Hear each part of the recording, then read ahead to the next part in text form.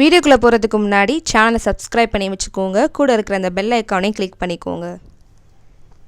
இன்றைக்கி நம்ம வீட்டில் என்ன பார்க்க போகிறோம் அப்படின்னு பார்த்தீங்கன்னா, கிராமத்து ஸ்டைலில் பருப்பு உருண்டை குழம்பு எப்படி செய்கிறது அப்படின்னு தான் பார்க்க போகிறோம். அதுக்கு பார்த்தீங்கன்னா 100 கிராம் நான் கடலைப்பருப்பு எடுத்து வச்சுருக்கேன், 25 கிராம் துவரம்பருப்பு எடுத்து வச்சுருக்கேன். அதாவது 1 கப் அளவுக்கு கடலைப்பருப்பு எடுத்துக்கோங்க, 1/4 கப் அளவுக்கு துவரம்பருப்பு எடுத்து வச்சுக்கோங்க. இதை பார்த்தீங்கன்னா நான் 1 மணி நேரத்துக்கு தண்ணியில் ஊற வச்சுட்டேன்.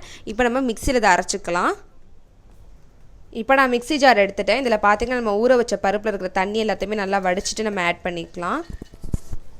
இப்போ நான் இதில் 1 ஸ்பூன் அளவுக்கு சோம்பு ஆட் பண்ணிக்கிறேன்.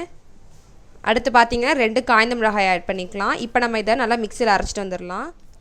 இப்போ மிக்சியில் பார்த்தீங்கன்னா நல்லா அரைச்சிட்டு வந்தாச்சு. இந்த மாதிரி நல்லா கொரன்னு அரைச்சிக்கோங்க, ரொம்ப நைஸாக அரைச்சிடக்கூடாது. இதுதான் கரெக்டான கன்சிஸ்டன்சி. இந்த மாதிரி அரைச்சிக்கோங்க. நம்ம அரைச்சது பார்த்திங்கன்னா ஒரு பவுலில் மாற்றிக்கிட்டேன். இது கூட இப்போ பார்த்தீங்கன்னா நான் தேங்காய் துருவல் ஆட் பண்ணிக்கிறேன். ஒரு 1/4 மூடி அளவுக்கு தேங்காய் துருவல் ஆட் பண்ணிக்கோங்க. அதாவது ஒரு 2 டேபிள் ஸ்பூன் அளவுக்கு இருக்கும். இப்போ நான் இது கூட பெரிய வெங்காயம் ஆட் பண்ணிக்கிறேன். ஒரு பெரிய வெங்காயத்தை நல்லா குட்டி குட்டியாக கட் பண்ணி வச்சுருக்கேன். அதே மாதிரி கட் பண்ணிக்கோங்க. இது கூட கொஞ்சமாக கருவேப்பிலையும் கொத்தமல்லியும் ஆட் பண்ணிக்கோங்க. இப்போ நான் இது கூட உப்பு ஆட் பண்ணிக்கிறேன். உங்களுக்கு எவ்வளோ வேணுமோ அந்த அளவுக்கு நீங்கள் ஆட் பண்ணிக்கோங்க. இப்போ நம்ம எல்லாத்தையுமே சேர்த்து நல்லா கலந்து விட்டுறலாம். இப்போ நல்லா கலந்தாச்சு. இப்போ நம்ம உருண்டை பிடிச்சிக்கலாம்.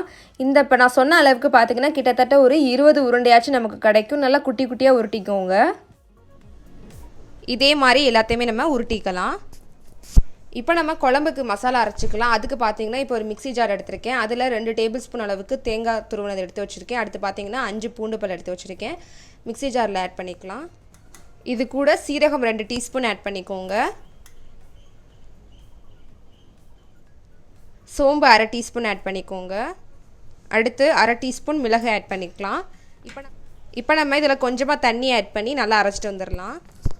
அரைச்ச மசாலா பார்த்திங்கன்னா நான் ஒரு பவுலில் ஆட் பண்ணியிருக்கேன். அந்த மிக்ஸி அலசி கொஞ்சம் தண்ணியும் ஆட் பண்ணிக்கிட்டேன். இப்போ நான் நெல்லிக்காய் அளவு புளி எடுத்து தண்ணியில் ஊற வச்சுருக்கேன். இப்போ நம்ம இதை கரைச்சி அதில் ஆட் பண்ணிக்கலாம். இப்போ நான் புளியை கரைச்சிட்டேன். இப்போ நம்ம இதில் ஆட் பண்ணிக்கலாம்.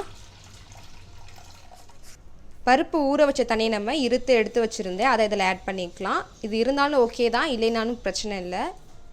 இப்போ நான் இது கூட மல்லித்தூள் ஆட் பண்ணிக்கிறேன். நான் ஒரு 2 டேபிள் ஸ்பூன் அளவுக்கு மல்லித்தூள் ஆட் பண்ணியிருக்கேன். மிளகாய்த்தூள் 1 ஸ்பூன் ஆட் பண்ணிக்கிறேன். நீங்கள் உங்கள் காரத்தை தகுந்த மாதிரி மிளகாய்த்தூள் ஆட் பண்ணிக்கோங்க.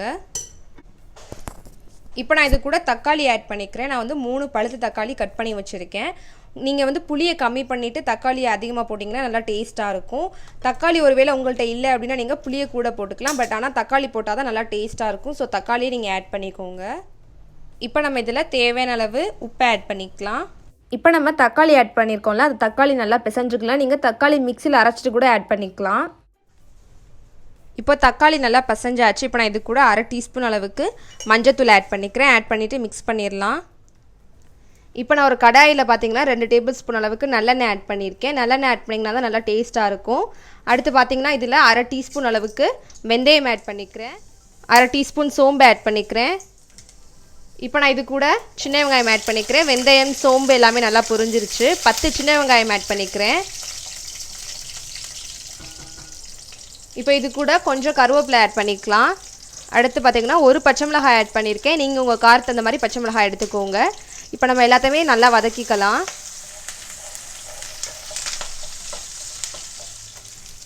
இப்போ வெங்காயம் நல்லா வதங்கிருச்சு. இப்போ நம்ம இது கூட நம்ம மிக்ஸ் பண்ணி வச்சுருந்தோம்ல குழம்பு, அதை இதில் ஆட் பண்ணிக்கலாம். இப்போ இந்த ஸ்டேஜில் பார்த்தீங்கன்னா உப்பு எல்லாமே கரெக்டாக இருக்கான்னு செக் பண்ணிக்கோங்க. இப்போ இது 10 மினிட்ஸ்க்கு நல்லா கொதிக்கிடும். அது வரைக்கும் நம்ம மூடி வச்சிடலாம். இப்போ நமக்கு 10 மினிட்ஸ் ஆயிடுச்சு. நான் ஓப்பன் பண்ணிவிட்டேன். மசாலா வாசனை எல்லாமே போயிடுச்சு. இந்த மாதிரி நல்லா கொதிக்கிற ஸ்டேஜில் பார்த்தீங்கன்னா நம்ம உருட்டி வச்சுருக்க உருண்டையை ஆட் பண்ணிக்கலாம். நான் எல்லா உருண்டையுமே இந்த மாதிரி உருட்டி வச்சுருக்கேன் குட்டி குட்டியாக. இப்போ நம்ம எல்லா உருண்டையுமே இதில் ஆட் பண்ணிக்கலாம். உருண்டையை போட்ட பிறகு கரண்டியை வச்சு கிண்டிடாதீங்க. கிண்டினீங்க அப்படின்னா நமக்கு உருண்டை உடஞ்சி போயிடும். அதனால் கரண்டியை வச்சு மிக்ஸ் பண்ணாதீங்க. உருண்டை ஆட் பண்ணோடனே ஒரு 5 மினிட்ஸ்க்கு நம்ம இதை மூடி வச்சிடலாம். 5 மினிட்ஸ் ஆயிடுச்சு. நான் ஓப்பன் பண்ணிவிட்டு ரொம்ப ஒரு சிம்பிளான ரெசிபி தான் இது. கிராமத்து ஸ்டைலில் பருப்பு உருண்டை குழம்பு ரெடி ஆயிடுச்சு. உருண்டை பார்த்தீங்கன்னா உடையாமல் வந்திருக்கு பாருங்கள். நீங்கள் தனியாக வேக வைக்கணும் அப்படின்ற அவசியமே இல்லை. ரொம்ப சிம்பிளாக செஞ்சிடலாம் இது. கண்டிப்பாக நீங்கள் வீட்டில் ட்ரை பண்ணி பாருங்கள். அவ்வளோ டேஸ்ட்டாக இருக்கும். ட்ரை பண்ணி பார்த்துட்டு எப்படி இருந்துச்சு அப்படின்னு சொல்லிட்டு கமெண்ட்ஸில் ஷேர் பண்ணிக்கோங்க. இந்த வீடியோ பிடிச்சிருந்தா லைக் பண்ணுங்கள். மறக்காமல் ஃபேஸ்புக்லேயும் ஷேர் பண்ணிக்கோங்க. சேனலுக்கு புதுசாக இருக்கீங்கன்னா மறக்காமல் சேனலை சப்ஸ்கிரைப் பண்ணி வச்சுக்கோங்க. கூட இருக்கிற அந்த பெல் ஐக்கானே கிளிக் பண்ணிக்கோங்க.